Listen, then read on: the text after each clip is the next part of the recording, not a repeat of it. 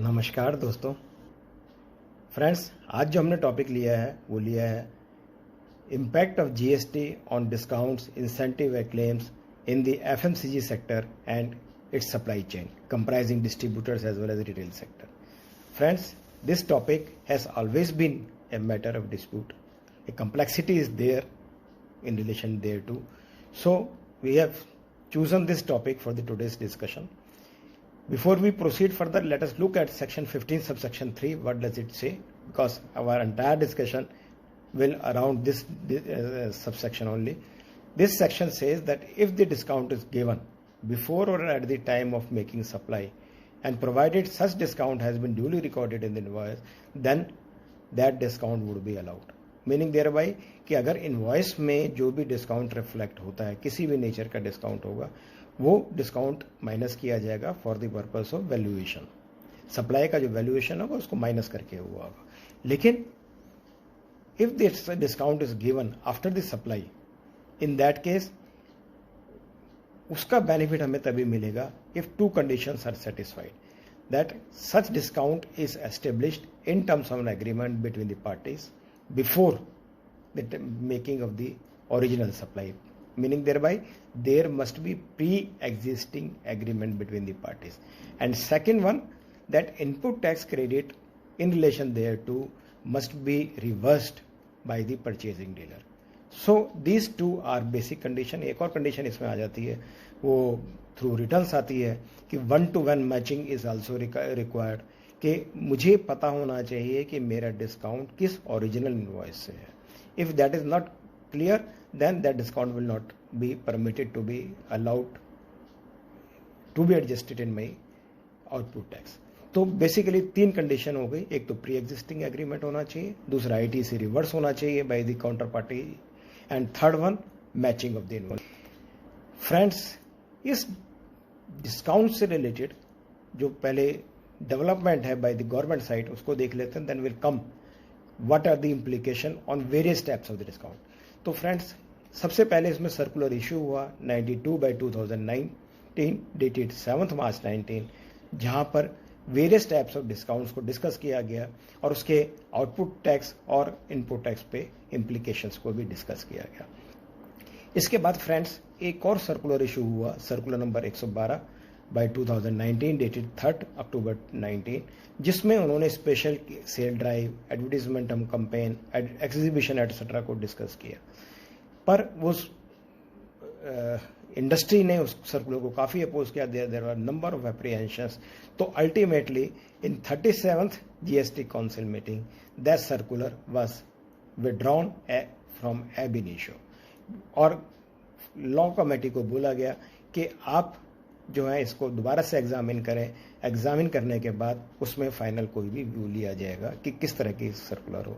Friends, अगर हम इसी के ही एजेंडा को देखें, अगर हम वेबसाइट पे जाकर के जीएसटी काउंसिल की 37th काउंसिल मीटिंग को देखें और उसके एजेंडा को देखें, तो उसमें अगर हम काउंसिल मीटिंग के मिनट्स को देखते हैं, देन मिनट्स में बड़ा क्लियरली लिखा हुआ है कि issue has been deliberated by the law committee, and law committee felt that whole issue required the holistic examination, and therefore the circular number 105/2019 has been withdrawn ab initio.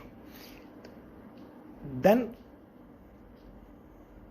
if we go further, that agenda item therefore the government has also in the agenda, they have also enclosed a circular, proposed circular in the agenda, and which has been recommended by the law committee that whole issue should be in this manner.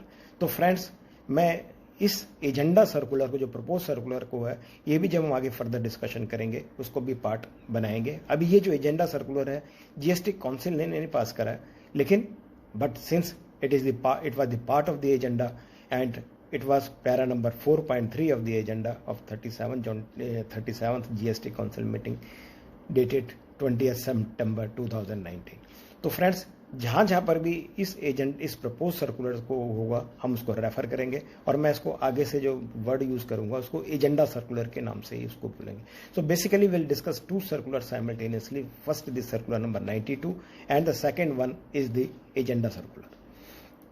तो friends, discount क्या है? What is the discount?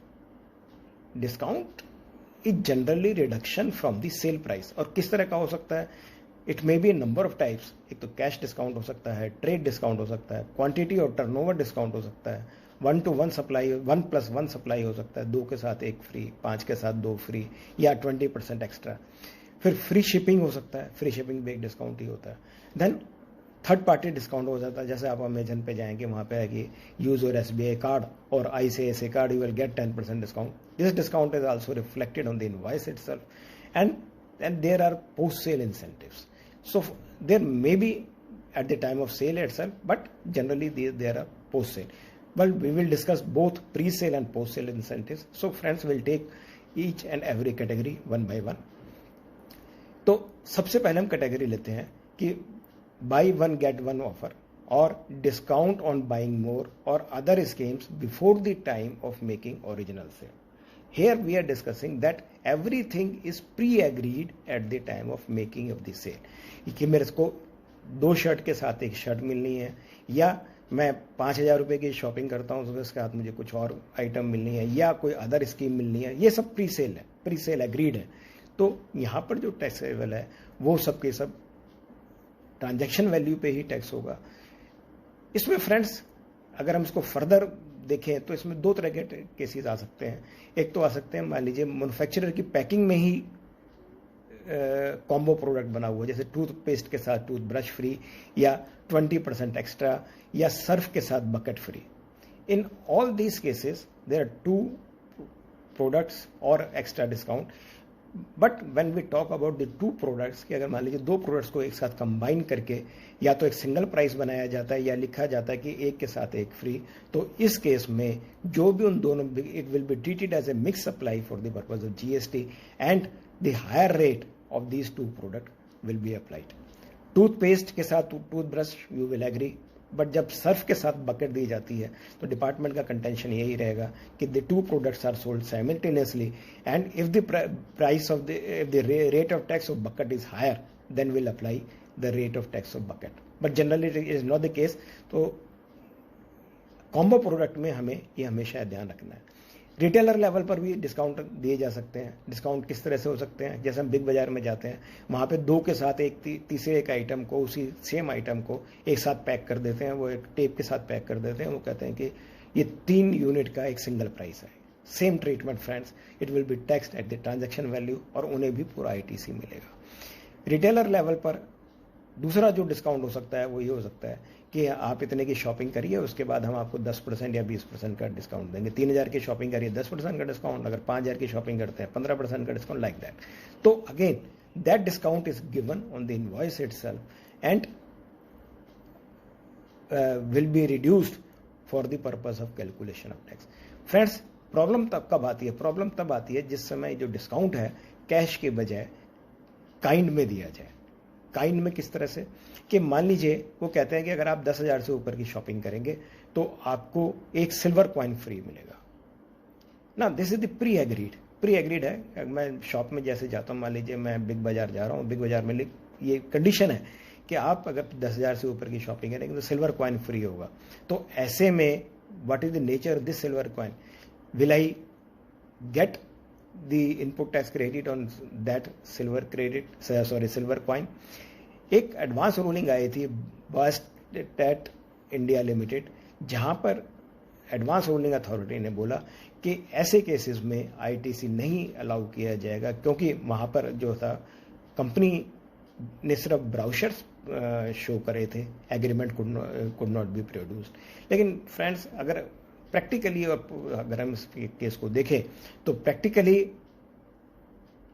Situation is something else. अगर मैं big बाजार का जाता हूँ तो वहाँ पर बड़े बड़े बैनर लगे हैं कि 10,000 से ऊपर का आप खरीदेंगे तो आपको एक सिल्वर कॉइन मिल जाएगा। हो सकता है वहाँ पे ब्राउचरी और हो, कोई इस तरह का मेरी एंट्री के टाइम पे कोई इस तरह का एग्रीमेंट नहीं होता है कि हाँ जी अगर आप इतने का लेंगे तो आपको सिल्वर कॉइन फ्री होगा। मेरा बिल बनाते हैं, बिल बनाते समय उन्होंने देखा कि the value of the bill is more than 10,000, then they will certainly give me the gift as agreed. तो मेरा ये मानना है कि इस पे आईटीसी अलाउ होना चाहिए, और क्योंकि because this is the part of the bargain, this is the contractual obligation and both the parties have agreed to that contractual obligation before the time of making of the sale. Therefore whatever has been stated in that advance ruling by the AR Maharashtra, my personal opinion would be that input tax credit should be allowed on such type of gifts which has been agreed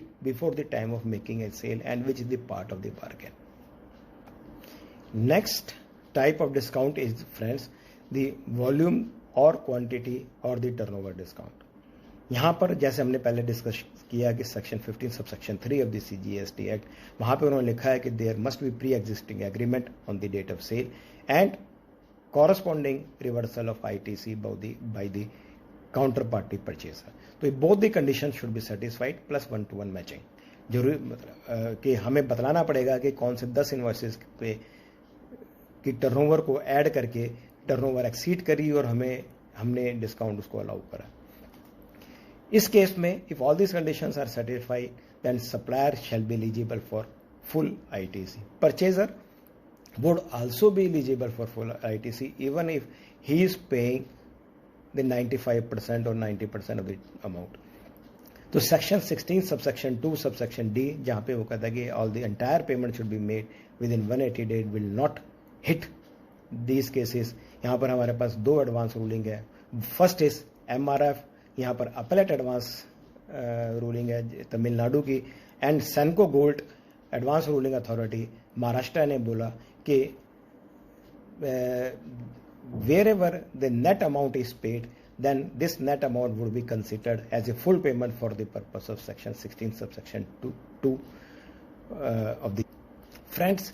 इसमें अब मैं agenda circular में क्या कहा गया वो भी मैं आपके साथ डिस्कस कर लेता हूँ। एजेंडा सर्कुलर में 2 बातें बोली गई। उन्होंने बोला कि फर्स्ट ऑफ ऑल जो क्वांटिटी डिस्काउंट है which is known at the time of making supply are not covered as a consideration for undertaking sales promotion activity. तो ट्रांजैक्शन वैल्यू पर ही टैक्स लगेगा। ये जो परचेजर के हैंड में है it will not be treated as a supply. पहले जो अगर हम सर्कुलर नंबर 112 को देखें तो वहाँ पे लिखा हुआ था, लेकिन यहाँ पर इसको इन्होंने एजेंडा सर्कुलर में इसको मॉडिफाई किया था और उसमें फर्दर लिखा था कि अगर जो परचेजिंग डीलर है कुछ प्रमोशनल एक्टिविटीज करता है on his own behalf, not on the behalf of the और direction of the principal supplier, then that would not be considered as service activity in the hands of the purchaser. Agenda circular further बोलता है कि post sale discount which is offered is relevant only for the purpose of valuation between the first and second party, and it is not relevant when the transaction takes place between the second and subsequent parties. So friends, this was all about the turnover discount and volume discount. तो यहाँ पर 2 चीज़ें वही important है कि एक तो pre existing agreement होना चाहिए, 1-to-1 मैचिंग होना चाहिए, और मेरे काउंटर पार्टी सप्लायर ने परचेजर ने ITC को रिवर्स करवाना चाहिए। Friends, next is the incentive for window display और मैन पावर सप्लाई और एग्जीबिशन और सेल्स प्रमोशन। अगर मेरे परचेजर इस तरह की कोई भी एक्टिविटी करता है, मान लीजिए मेरा रिटेलर है, रिटेलर को मैं कहता हूं कि अपनी विंडो में आपको ये प्रोडक्ट को डिस्प्ले करना है, तो मैं उसके कुछ सर्टेन डिस्प्ले चार्जेस देता हूं, या मैं अपनी प्रोडक्ट के प्रमोशन के लिए उसको बोलता हूं कि आपको इतनी मैन पावर लगानी है, आप बाहर मेज लगा करके 4 सेल्समैन खड़े कर दीजिए, प्रोडक्ट को डिस्प्ले करिए या एग्जीबिशन करिए या रोड शो करिए, इस तरह का कुछ करें। तो और उसकी कुछ कंसिडरेशन मैं अपने रिटेलर को देता हूं which is generally given in the form of claims or credit note. Lekin friends, these are not the discount per se, because discount means which is relatable to the first supply. Here my retailer is providing certain services. Therefore my view is also that this should be taxable. इस पे मैं आपको further बता दूं कि जहाँ पर भी होगा वहाँ पे इनकम टैक्स का, टीडीएस का भी इशू आ जाता है. तो इस केसेस में चाहे वो डिस्ट्रीब्यूटर के लेवल पर हो या रिटेलर के लेवल पर हो, दोनों जगह पे ये सप्लाई की तरह से ट्रीट किया जाएगा. एजेंडा सर्कुलर्स में क्या बोलता है? एजेंडा सर्कुलर बोलता है कि इस तरह के एडवर्टीजमेंट कैंपेन होता है, फ्री गिफ्ट अगर कुछ भी दी जाती है along with the principal supply which is afterwards reimbursed by the principal, और एक्सचेंज बोनस और अदर एक्टिविटीज करी जाती हैं on the direction of the principal supplier, then this would be treated as a separate supply and this would be considered as a business auxiliary transaction taxable in the hands of that retailer or the distributor as the case may be. Friends, इसमें एक और scenario भी develop हो जाता है. वो होता है कि कई बार मैन्युफैक्चरर जो है वो अपने बुक्स में अकाउंट जो बनाता है वो सिर्फ डिस्ट्रीब्यूटर या होलसेलर का बनाता है, और जो भी इस तरह के क्लेम्स होते हैं वो रिम्बर्स होते हैं रिटेलर को थ्रू दिस डिस्ट्रीब्यूटर. उस केस में क्या सिनेरियो होगा कि एक्टिविटी रिटेलर करता है लेकिन अमाउंट जो पे होता है थ्रू डिस्ट्रीब्यूटर पे होता है. तो यहाँ पे फ्रेंड्स हमारे पास दो ऑप्शन है.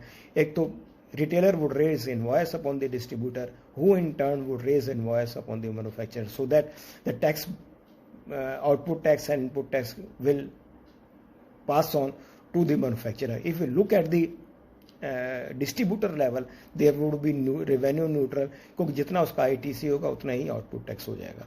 और दूसरा तरीका है इसमें ये भी हो सकता है कि डिस्ट्रीब्यूटर को अपना एक प्योर एजेंट बना लें.